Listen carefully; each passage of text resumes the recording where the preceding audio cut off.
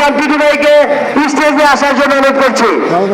আমাদের মাঝে এসে উপস্থিত হয়েছেন ফতুল্লা থানা বিএনপির সংগ্রামী সভাপতি, রাজপথে লড়াকু সৈনিক, বারবার কারা নির্যাতিত নেতা, গুলিবিদ্ধ জননেতা জনাব শহীদুল ইসলাম টিটু ভাই, চেয়ারম্যান এবং ফতুল্লা থানা বিএনপির সাবেক সাধারণ সম্পাদক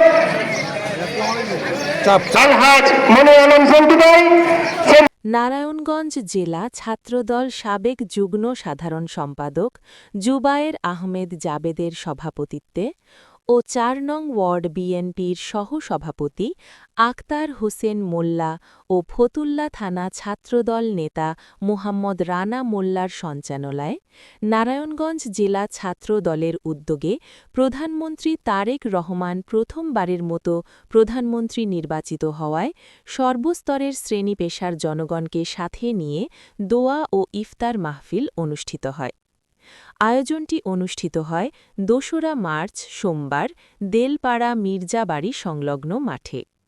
এ সময় উপস্থিত ছিলেন ফতুল্লা থানা বিএনপির সভাপতি শহীদুল ইসলাম টিটু, কুতুবপুর ইউনিয়ন পরিষদ চেয়ারম্যান আলহাজ মনিরুল আলম সেন্টু, কুতুবপুর ইউনিয়ন বিএনপির সাধারণ সম্পাদক আলহাজ আনোয়ার হোসেন, নারায়ণগঞ্জ জেলা ছাত্রদল সাবেক সভাপতি নাহিদ হাসান ভূঁইয়া, কুতুবপুর ইউনিয়ন বিএনপির সাংগঠনিক সম্পাদক এস.এম. আনিসুর রহমান, ফতুল্লা থানা বিএনপির সহ-প্রচার সম্পাদক মোহাম্মদ কামাল উদ্দিন, কুতুবপুর ইউনিয়ন যুবদল সভাপতি মাসুম আহমেদ রাজ, কুতুবপুর ইউনিয়ন ৩ নং ওয়ার্ড বিএনপির সাধারণ সম্পাদক মোহাম্মদ দুলাল ভূঁইয়া, কুতুবপুর ইউনিয়ন ৪ নং যুবদল সভাপতি নাদিম ইসলাম জয়, সাধারণ সম্পাদক শামীম আহমেদ, বিএনপি ও এর সহযোগী অঙ্গ সংগঠনের নেতাকর্মীবৃন্দ এবং সর্বস্তরের জনগণ।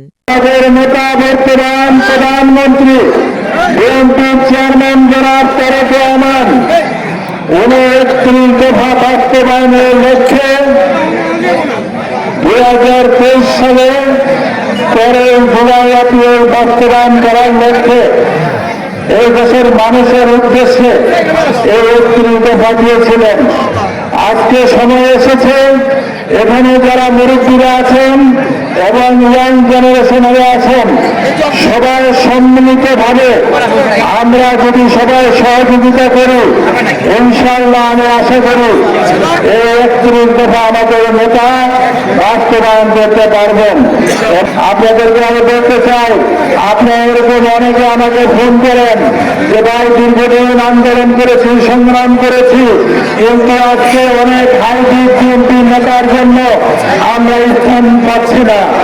আমি আপনাদেরকে কথা দিচ্ছি, আবারও বললাম, ইনশাআল্লাহ যদি আল্লাহ বাঁচিয়ে রাখে আপনাদের জন্য যে কোনো ভাবে হোক না কেন বর্তমান প্রধানমন্ত্রীর সাথে হলে সাক্ষাৎ করে আপনাদের কথা তুলে ধরব এবং আপনাদেরকে মূল্যায়ন করার জন্য তাকে অনুরোধ করব।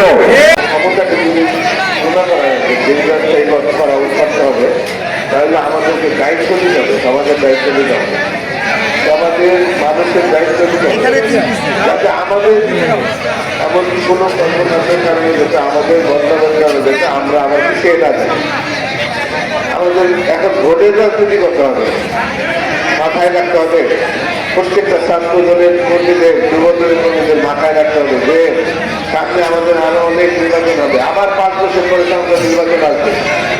এটা মাথায় নিতে হবে, এটা মাথায় রেখে কাজ করতে হবে। আমার কাছে যেন 10টা ভোট নষ্ট না হয়, আমার কাছে যেন ভোট 10টা বেড়ে আসে। আমার তারেক রহমান সাহেবের জন্য দোয়া করবেন, আল্লাহ পাক ওনাকে যেন দীর্ঘ হায়াত দান করেন এবং এই দেশে উনি যে ধরনের প্রতিশ্রুতি দিয়েছেন, সাধারণ জনগণের জন্য যে প্রতিশ্রুতি দিয়েছেন, এই দেশের জন্য যে প্রতিশ্রুতি দিয়েছেন, আল্লাহ তাআলা যেন তার প্রতিশ্রুতি রাখার জন্য কবুল করেন।